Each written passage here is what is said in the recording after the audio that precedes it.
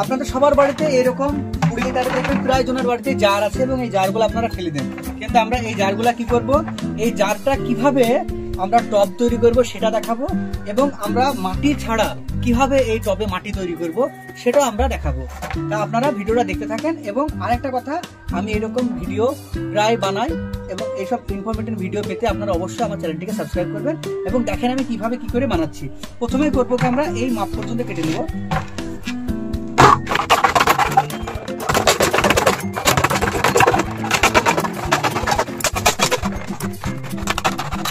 এই মাপ পর্যন্ত কেটে নিলাম। এবার এটাতে আমরা করবো কি, এই নিচে যেন জলটা বের হয় তার জন্য আমরা কয়েকটা ফুটো করবো। ফুটো করার জন্য আপনারা বাড়িতে সিট ব্যবহার করতে পারেন। আমি এখানে যেহেতু ফার্মিং করি সেই জন্য আমার এটা কিনা আছে। আমি এটাতে কি করবো,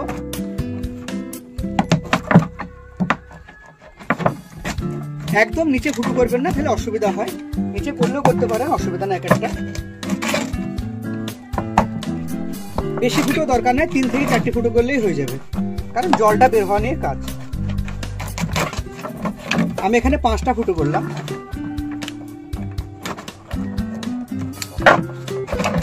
এবার এই ফুটো করা হয়ে গেল। এতে জল যেন ভালো বের হয় সেই জন্য আপনারা কাঁকড় দিতে পারেন, ইটের খোলা দিতে পারেন। আমি এখানে দেব পাথর।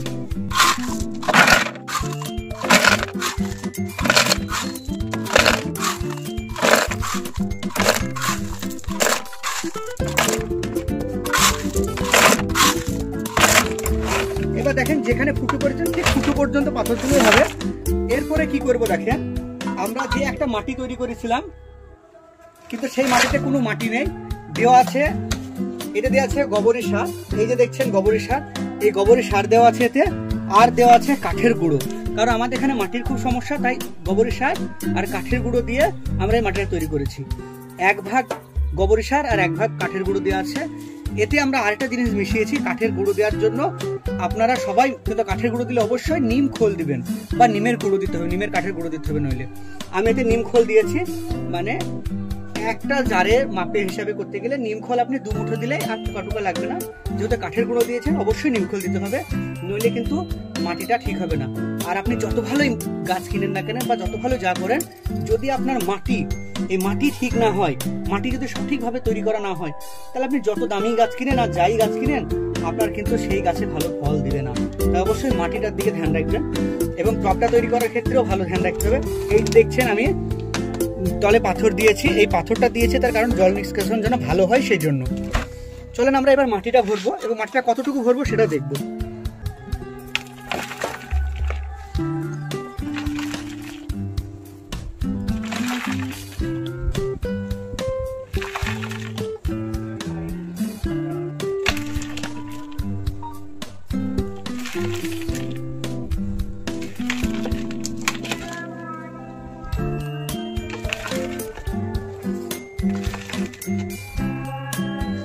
আর নিমখোল আপনারা কোথায় পাবেন সেটা যদি বলেন, তাহলে নিমখোল দেখবেন যে কোনো একটা নার্সারিতে জিজ্ঞেস করবেন, যে আপনার বাড়ির আশেপাশে যে নার্সারি আছে সেখানে আপনারা খোঁজ করবেন, দেখবেন নিমখোল পেয়ে যাবেন।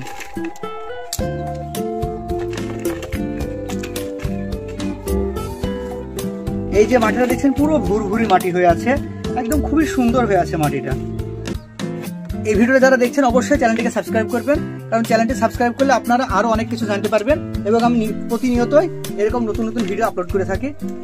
এই যে মোটামুটি 1-2 ইঞ্চি মোটামুটি গ্যাপ রাখলাম, কারণ এই গ্যাপটা অবশ্যই জরুরি, কারণ গ্যাপ না থাকলে অনেক অসুবিধা হয়। এর উপর আমরা কি দেবো, এর উপর আমরা জিনিস দেবো যেটা হালকা একটু জল দিয়ে দিব এবং এই জল দেওয়ার পরে আমরা আরো অনেক কিছু জিনিস দেওয়া হয়। দেখেন হালকা একটু মিঠি মিঠি জল দিয়ে দিলাম,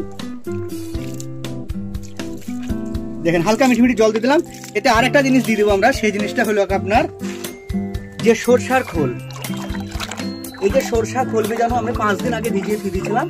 যত বেশি দিন থুবেন, মানে একদিন না করে 3-4 দিন বা 3-4 দিনের থেকে বেশি দিন থুতে হবে এবং এই খোল ভেজানো জলটাকে আমরা এখানে দিয়ে দেবো